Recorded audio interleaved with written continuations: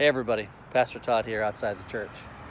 Since we're getting deeper into spring, I'm hoping that beautiful days like this will happen more often. But I looked outside and I saw the sun, and I decided that we had to do a cross hunt outside today. Now, obviously that one, we already did that one. But I was looking around and I found one hidden back here. Now we're gonna have to, this video is mostly gonna be me almost falling, but hopefully you'll stick with me. All right, so we're gonna go back behind these bushes to the older of our two signs. Now we gotta get back here. I'm doing it with one hand. So I would say if I fall, please call the paramedics, but if I fall, you'll never see this. All right, I gotta get far enough out. So on the front of this older sign is the symbol. This is gorgeous. If we ever take this brick sign down, I want to put this on our building somehow. So this is this metal version of the UCC symbol right here. And so I asked around about this sign, and it was built at the same time as the sanctuary. You know, we had two building processes. We see up there Lynch Hall, done first in the sanctuary, and then this sign was done at the time of the sanctuary up here on the hill. And I think they eventually decided, because of the new name, that they wanted to do another sign closer to the road. So I was asking if anybody knew exactly when this was built, and nobody did. I talked to Carol Fanslow, and then as I was looking at it, from up there in front of the church, I found this.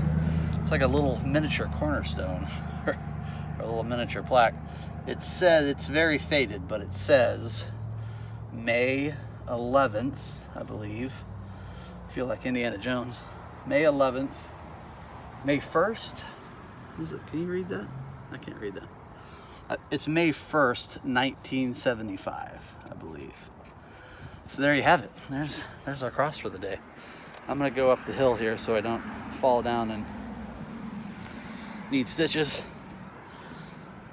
All right, so our poem to get us in the mood for prayer is from, I have to do this at the same time. You know what? I'm gonna go inside and prop this up so I can read this properly.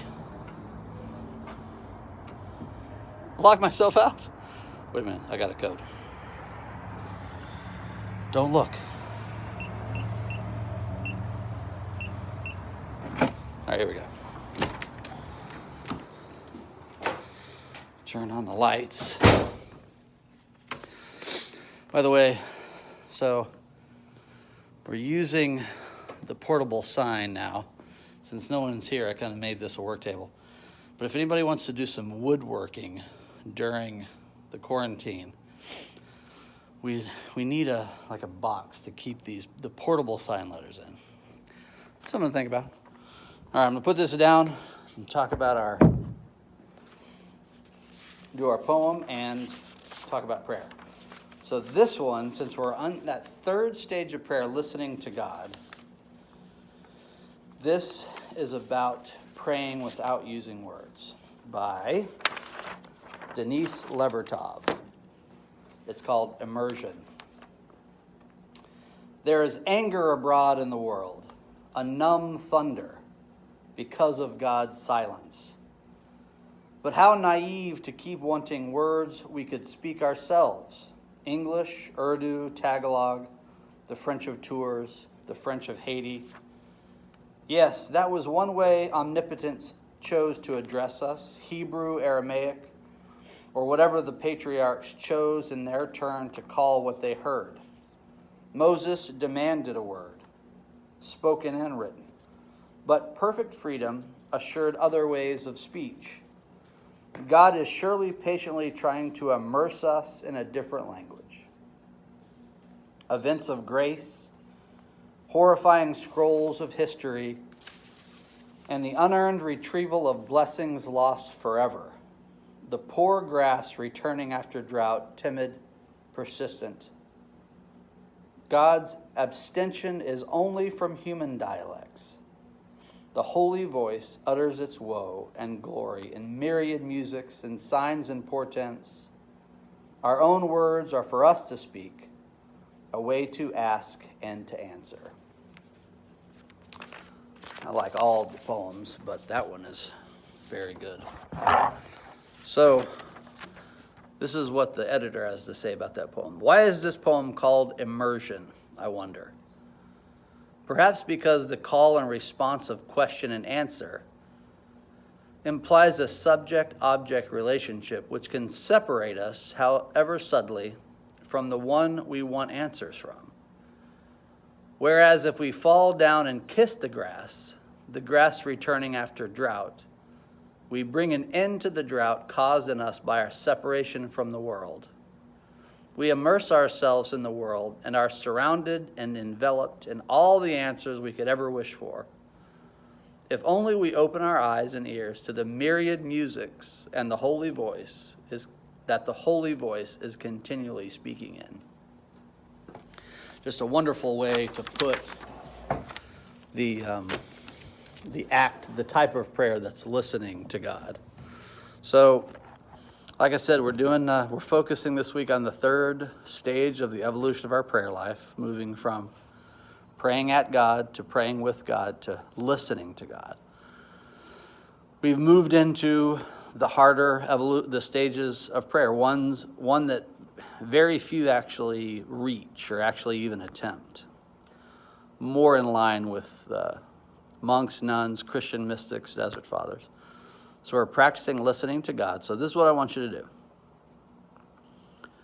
I want you to get a piece of paper and a pencil. This is only going to be another 5-minute exercise. So get your pencil and paper, put it near you, and in your armchair or whatever sacred space you've chosen, I want you to sit for 5 minutes and imagine, or let your imagination, give it free rein as you think about an answer to a question that you want to ask God. So ask God something about you need, something about someone else, something about the world. So ask that question, and for 5 minutes in silence, just sit still. And I want you to pay attention to what your mind comes up with as an answer to the question. And I want you to write down or draw some of those images, some of those answers.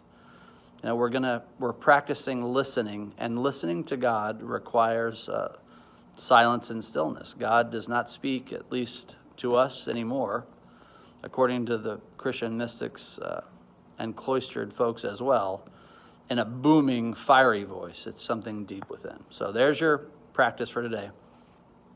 Pencil and paper.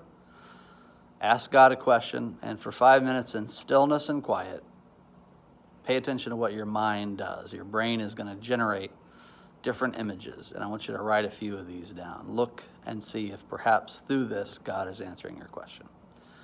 So I will see you tomorrow in our video meditation, and be mindful, this Sunday, 11 to 12, we're going to have a food drive-up for Mother's Day.